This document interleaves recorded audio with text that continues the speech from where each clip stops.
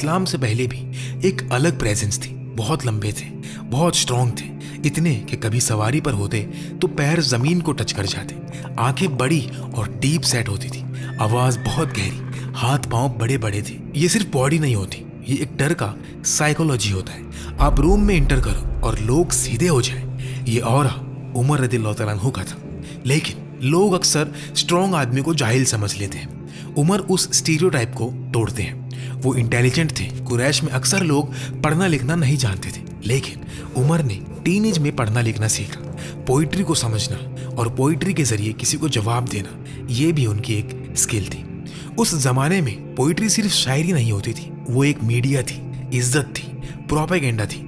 उमर रदियल्लाहु तआला अन्हु पोइट्री डिबेट्स और रोस्ट बैटल्स में जाते थे और उसमें हिस्सा लेते और अपना नाम बनाते थे। ताकत के साथ उनकी मशगलें भी वैसी ही थी। रेसलिंग, फाइटिंग कॉम्पिटिशन्स, लोग उनको एक स्ट्रॉन्ग मैन की तरह जानते थे। और फिर वो ट्रेड भी करते थे। रोम और पर्शिया तक के रूट्स का जिक्र आता है, सफर की थकान, बाजार की पॉलिटिक्स, काफिलों की जिंदगी। लेकिन वो मर्चेंट बनने में सबसे ज्यादा सक्सेसफुल नहीं थे। जैसे उनकी फितरत का सेंटर ट्रेडिंग नहीं, स्टैंडिंग ग्राउंड थी। कुरैश ने ये चीज जल्दी समझ ली। उमर का रोल कुरैश के अंदर सिर्फ एक आदमी का नहीं रहा, वो कुरैश के स्पोक्स पर्सन बन गए थे। जब ट्राइब्स के दरमियान कंपटीशन होते, जब आउटसाइडर्स कुरैश को चैलेंज करते, उमर कुरैश की तरफ से बोलते, डिफेंड करते। उनकी इंटेलिजेंस और इंटिमिडेशन दोनों कुरैश को चाहिए थी। वो उनको अपना स्ट्रॉन्ग रिप्रेजेंटेटिव समझते थे। और फिर इस्लाम का पैगाम मक्का की गलियों में घूमना शुरू हुआ। इस्लाम आने के बाद मक्का में सिर्फ एक नया अकीदा नहीं आया, मक्का की रूह में एक नया सवाल पैदा हो गया कि आखिर सच क्या है। और उमर का अंदर का ऑर्डर जो मक्का के निजाम से चिपका हुआ था, उस पैगाम से टकरा गया।